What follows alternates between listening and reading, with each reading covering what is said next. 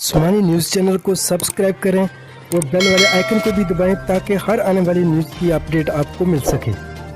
सवाबी में शोहर का इंतज़ार करते 18 साल लड़की जान की बाजी हार गई। सवाबी में शोहर के साथ ज़िंदगी गुजारने के सुहाने सपने सजाए नई नवेली दुल्हन अपने जीवन साथी के साथ अमेरिका जाने का इंतज़ार में थी कि खामन की मुल्क में गैर मौजूदगी का फ़ायदा उठाते हुए 28 साल जोहा का मुबीना तौर पर ससुरालियों ने जहर देकर मुंह के मौत में धकेल दिया।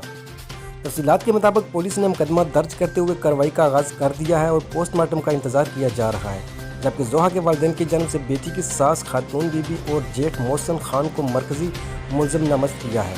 जोहा की 6 माह कबल शहबाज खान के साथ शादी हुई थी, जो कि इस वक्त अमेरिका में कारोबार करता है। जोहा मुमकिन तौर पर सवाबी के एक छोटे से गाँव में सुहाने सपने सजाए बैठी थी, जो कि इसके ससुराल को नागवार थे और उन्होंने इसकी शोहर के साथ अमेरिका रवानगी पर भी एतराज़ किया।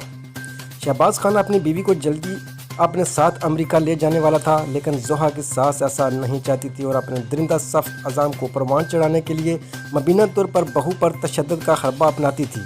लेकिन जोहा इस जुल्म और सितम को जल्द शोहर से मिलने की उम्मीद में आंसू के ज़रिए बहाकर निकाल कर देती थी, लेकिन ये सिलसिला मार पीट पर थम न सका और जब हर हरबा नाकाम होता दिखाई दिया तो नौजवान लड़की पर नामहरम मर्द के साथ नामनासिब तलाक़ात का गनाव इल्ज़ाम भी लगा दिया गया। लेकिन जोहा ने हिम्मत न हारी और शोहर का इंतज़ार करती रही। जोहा की बड़ी बहन अमन, जो कि शहबाज के बड़े भाई की बीवी है, इसने बताया कि जोहा दर्द से चीखती और चलाती थी और ससुराल वालों ने डॉक्टर के पास ले जाने की भीख मांगा करती थी, लेकिन इसकी एक भी न सुनी जाती।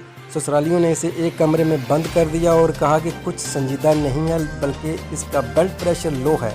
जोहा की बहन का कहना है कि सास ने मेरा मोबाइल फ़ोन भी इस वक्त छीन लिया जब मैंने अपने वालिदैन को सूरत हाल के बारे में बताना चाहा। अमन ने पुलिस को बयान रिकॉर्ड करते हुए बताया कि जब इसकी बहन की हालत गैर हो गई थी तो 8 घंटों के बाद इसे अस्पताल ले जाया गया। SHO का कहना है कि वो पोस्टमार्टम रिपोर्ट का इंतज़ार कर रहे हैं, जिसके बाद बाकायदा कार्रवाई की जाएगी। पुलिस की नज़र में ये एक मनसूबाबंदी के तहत किया जाने वाला कत्ल है, लेकिन वो हक़ाइक़ सामने आने तक हतमी तौर पर कुछ नहीं कह सकते।